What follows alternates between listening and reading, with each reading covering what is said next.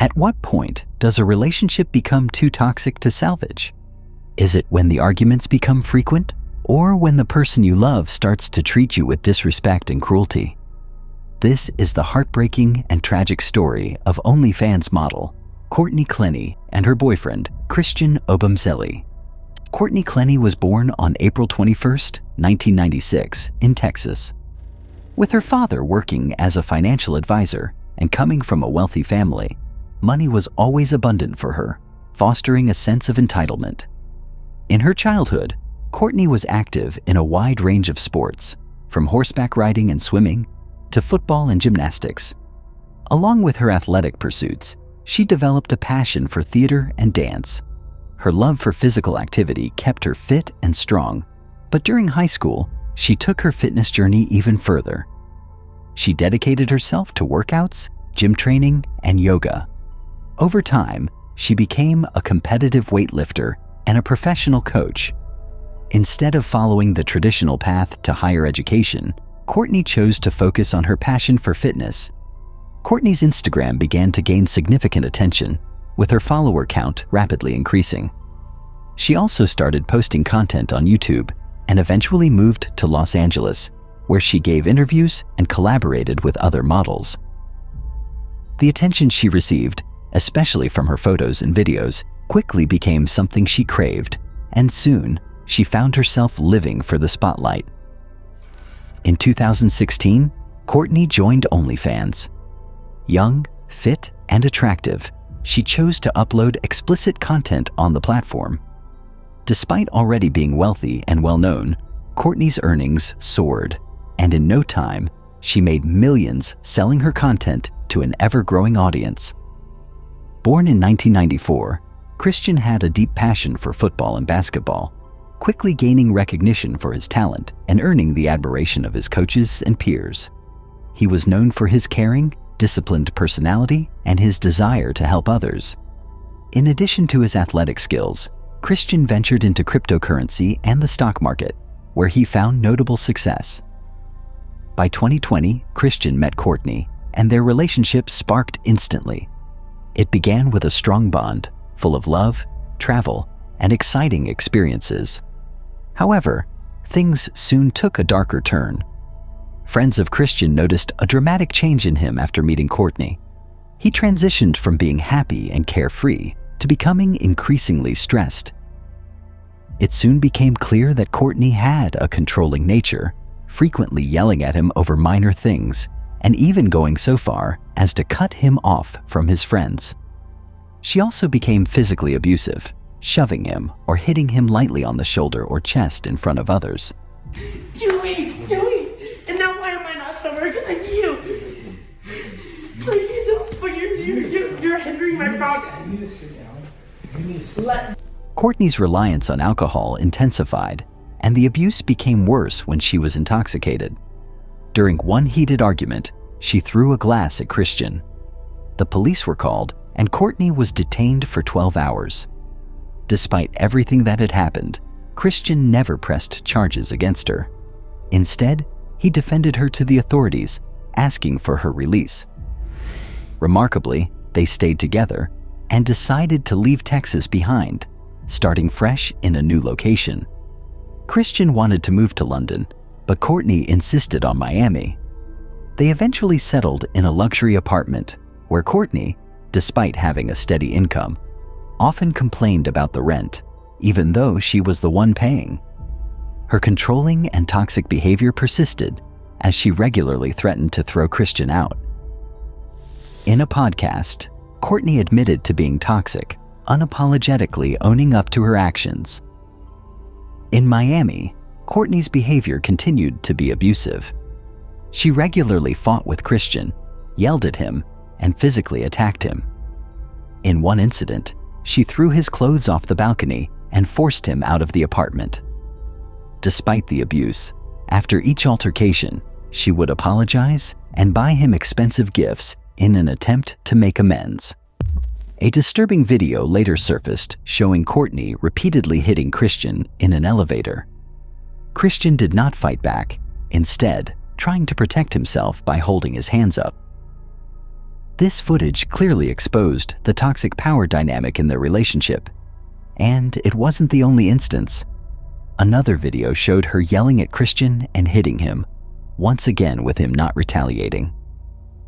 Text messages from Christian revealed how deeply hurt and troubled he was, yet he continued to defend Courtney to others, and even to the police. In a heartbreaking letter, Christian admitted that he loved Courtney deeply, but couldn't bear the abuse anymore. In November 2021, after another argument, things escalated to a point where Courtney stabbed him in the leg with a knife. Yet, after the fight, she apologized, and they continued their toxic relationship.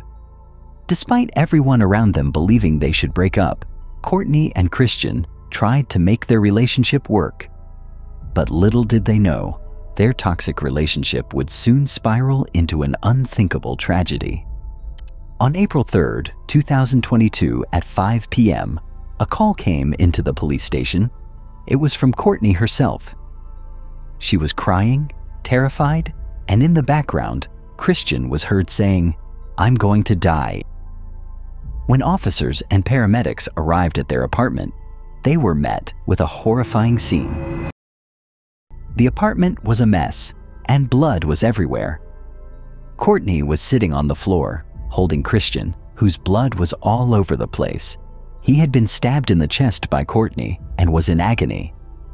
The officers quickly separated Courtney from Christian, who was already in critical condition. Emergency responders rushed him to the hospital, but due to the significant blood loss, he could not be saved. By the time the police arrived, Courtney had already confessed to stabbing him. After her arrest, Courtney was brought to the police station for questioning. In an unexpected turn, she chose to answer the officers' inquiries without first consulting her legal counsel. When asked about the events of that day, she described it as starting like any other. At approximately 1 p.m., Christian left for a walk. She spent her time talking to her mother, doing laundry, and watching true crime videos on YouTube. Around 4 p.m., she wrapped up an Instagram livestream, and not long after, Christian returned home. Upon his arrival, Courtney immediately began shouting at him, upset that he had stopped sharing his live location after going out. It was revealed that whenever Christian left the house, Courtney insisted on him sharing his location, though she never did the same in return. Courtney went on to describe how their argument escalated. She explained that, at one point, Christian allegedly grabbed her by the neck and threw her to the ground. However, it's important to note that Christian had always been known for his gentle and caring nature, which raised questions about the accusations of physical abuse. Based on his online presence, including his videos and messages, it seemed difficult to reconcile this behavior with the image of a man who appeared unlikely to act with physical aggression. Courtney went on to say that, in a moment of distress, she called her mother for emotional support. However, this appeared to escalate Christian's anger. He then rushed toward her, seemingly with the intent to harm. At that point, Courtney grabbed a kitchen knife and warned him to stay back. When Christian didn't stop, she threw the knife from about 10 feet away, and it struck him in the chest. The knife went so deep that it ultimately caused his death.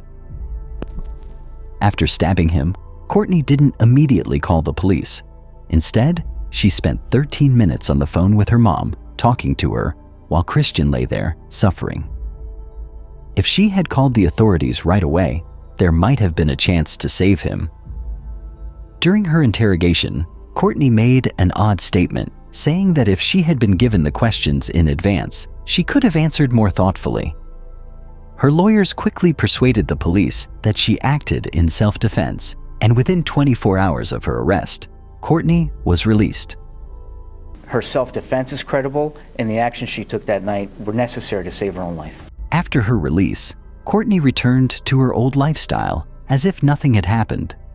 Meanwhile, Christian's family and friends were devastated, knowing that he was innocent. They were certain that his death was not an act of self-defense.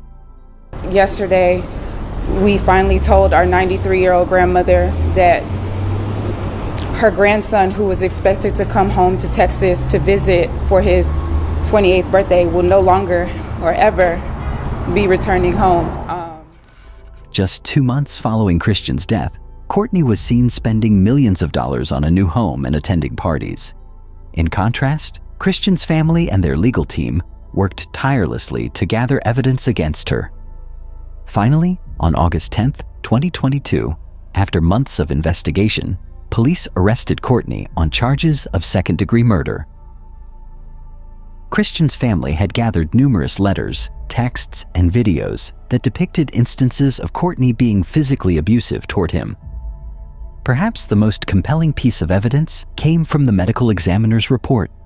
It clearly showed that the injury caused by the knife could not have resulted from a throw from 10 feet away. The wound indicated that the knife had been driven into Christian at close range. Furthermore, while Courtney had claimed that Christian threw her to the ground, there were no marks or bruises on her body that would support her version of events.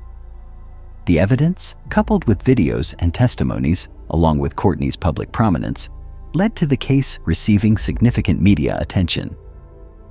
As of now, the trial remains in progress, with the legal proceedings continuing to unfold. Till then, be careful, remain vigilant, and take care of your family. Operator Joe, what is the address of your emergency? Area man, please.